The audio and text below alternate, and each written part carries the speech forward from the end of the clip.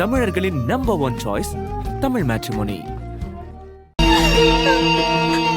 அதுக்கப்புறம் என்ன நடந்துச்சுன்னு எனக்கு தெரியாதுன்னு.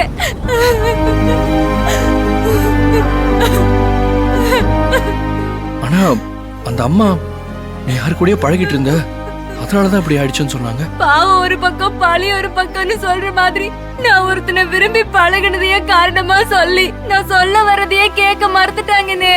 நான் சொல்ற எல்லாம் உண்மையும் பொய்ன்னு சொல்லிட்டாங்கன்னு. நான் ஆசைப்பட்டு தப்பு பண்ணிட்டேன்னு என் மேல பழிய சுமத்திட்டாங்கன்னு.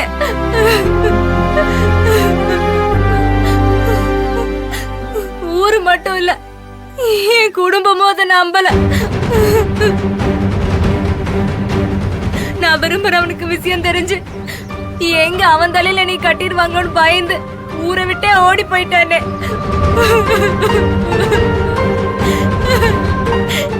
எனக்கு என்ன பண்றதுன்னே தெரியல. அவங்க 4 பேரை நீ நாசம் பண்ணதை விட இந்த ஊரு எனக்கு தண்டனையை கொடுத்து நாசம் பண்ணிருச்சு. இந்த ஊரை விட்டு ஒதுக்கி வச்சிருச்சு.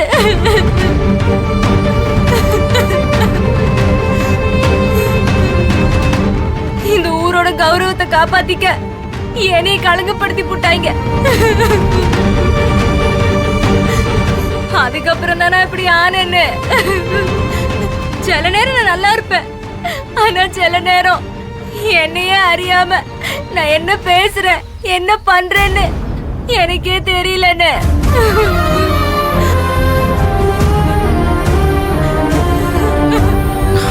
அழாதம்மா, அழாத.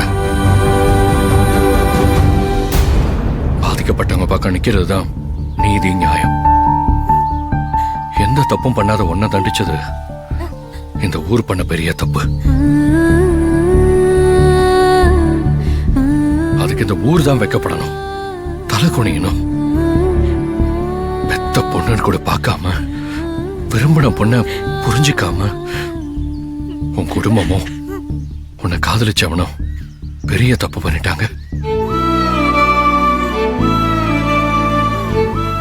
அவங்க பண்ண தப்புக்கு நிச்சயம் ஒரு நாள் அவங்க வருத்தப்படுவாங்க, வெக்கப்படுவாங்க. தான் நேசிச்ச பொண்ணுக்கு இந்த மாதிரி ஒரு கலங்க நடக்கும்போது கூட இருந்து அவளுக்கு வாழ்க்கை கொடுத்து ஏத்துக்கிறது தான் காதலிக்கிறவங்களோட உண்மையான தர்மம், நியாயம். அதுதான் அந்த பொண்ண அவன் உண்மையா காதலிச்சாங்கிறதுக்கான அர்த்தம். அப்பதான் அவன் உண்மையான ஆம்பளை, இப்படி ஓடி ஒளியறவன் இல்ல. உனக்கு எப்ப என்ன உதவினாலும் நான் இருக்கேன். நீ சாப்பாட்டுக்காக ஊருக்குள்ள வர வேண்டாம். நான் இந்த ஊர்ல இருக்கிற வரைக்கும் நான் உனக்கு சாப்பாடு கொண்டு வந்து தரேன். சீக்கிரமா உன் வாழ்க்கையில ஒரு நல்லது நடக்கும். தைரியமா இரு. சாப்பிடு தங்கச்சி.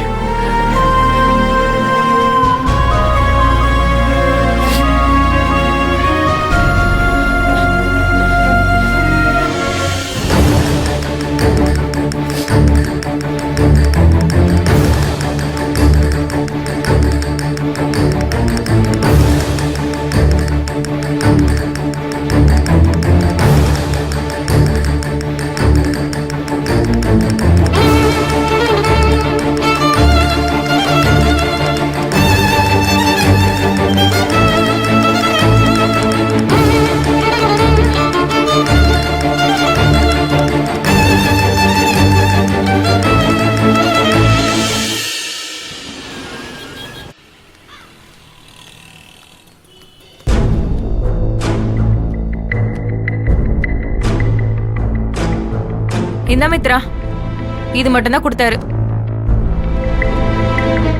மித்ரா, நீ எதுக்கு அந்த பட்டிக்காட் வீட்டு கல்யாணத்துக்குலாம் போகணும்? இத்தனை நாளா அந்த ஆனந்திய ஏதோ எதிரி அது இதுன்னு சொல்லிட்டு இருந்த. இப்போ என்னடானா அவ அக்கா கல்யாணத்துக்கு போகணும்னு இவ்ளோ ஆர்வமா கிளம்பிக்கிட்டு இருக்க? எங்களுக்கு ஒண்ணுமே புரியல. ஏய், என்ன இருந்தாலும் அவ என்னுடைய ஸ்டாஃப். நான் போலனா தப்பாயிடும். நீ போலனா என்ன ஆயிட போகுது? உன்னை யாரு கேள்வி கேட்பாங்கன்னு சொல்லு. நீ இங்கே இரு மித்ரா, நம்ம எல்லாரும் ஜாலியா அவுட்டிங் போயிட்டு வரலாம். உங்க கூட அவுட்டிங் போய் ஹோட்டல்ல நல்லா சாப்பிட்டு தூங்க சொல்றீங்களா? மகேஷ் மனசுல கொஞ்சமாவது இடம் புடின்னு பார்வதி ஆண்டியும் எங்க அம்மாவும் சொல்லிக்கிட்டே இருக்காங்க. இப்போ நான் இந்த வெட்டிங் போலனா அவன் என்ன தப்பா நினைப்பான். அவனுக்காக தான் நான் போறேனே. அப்படியே மகேஷ் கூட ரொமான்டிக்கா கொஞ்சம் டைம் ஸ்பெண்ட் பண்ண முடியுமான்னு பார்க்க போறேன்.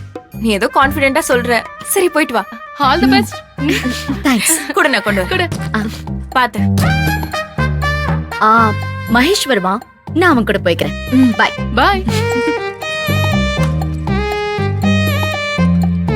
ஏய், இவ போற வேகத்தை பார்த்தா கூடிய சீக்கிரம் இவளுக்கும் மகேஷ்க்கும் கல்யாணம் ஆயிடும் போலயே.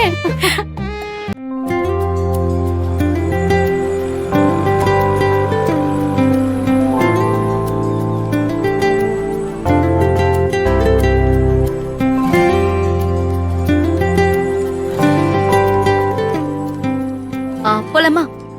ஒரு நிமிஷம் இரு மித்ரா, வார்டன் மேமியை கூட்டிட்டு போலாம். வார்டனா? அவங்க எதுக்கு மகேஷ்?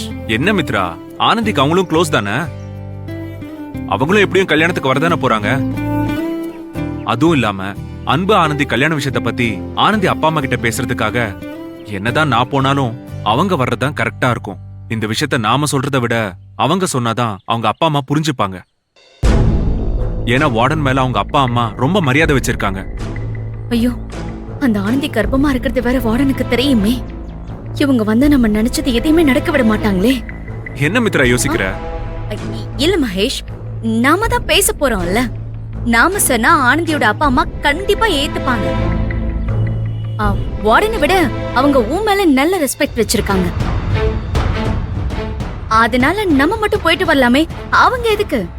என்ன மித்ரா, இத்தனை நாளா வார்டனை விட்டு அவங்க அப்பா அம்மா கிட்ட பேச வைக்கலாம்னு சொல்லிட்டு இருந்ததே நீதான். இப்ப என்னடானா அவங்கள பேச விடாம தடுக்கிற? என்னாச்சு உனக்கு? இல்ல, நான் தடுக்கல. நான் என்ன சொல்ல வரேன்னா, நீ எதுவும் சொல்ல வேண்டாம், வெயிட் பண்ண, நான் வார்டனை கூட்டு வரேன்.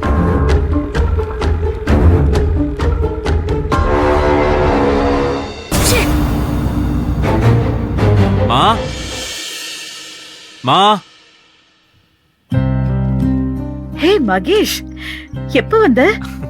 இப்பதாம்மா கோகிலா கல்யாணத்துக்காக நானும் மித்ராவும் ஊருக்கு கிளம்புறோம். அதான் உங்களையும் கூட்டிட்டு போலான்னு வந்தேன். போலாமா?